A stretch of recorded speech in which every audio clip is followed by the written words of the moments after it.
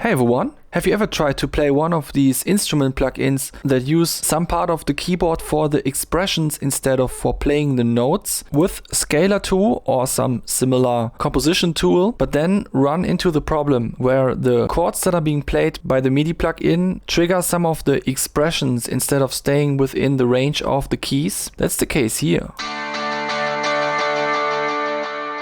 As you can see, this has triggered both of these expressions. If I try to use a different expression but then play this chord again, then it will go back, which is definitely unintentional. But there is a solution to the problem, and it's actually my plugin MIDI Rep, which just has these two parameters where you can set the lower and the upper limit. And as you can see on the GUI of UJam VG Sparkle, the playable notes are all on C3 or higher. So I just have to set the lower limit to C3 and I'm good to go.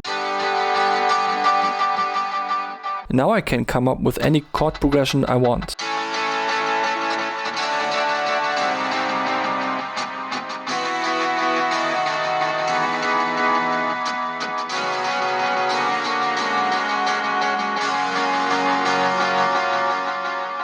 And it's all right.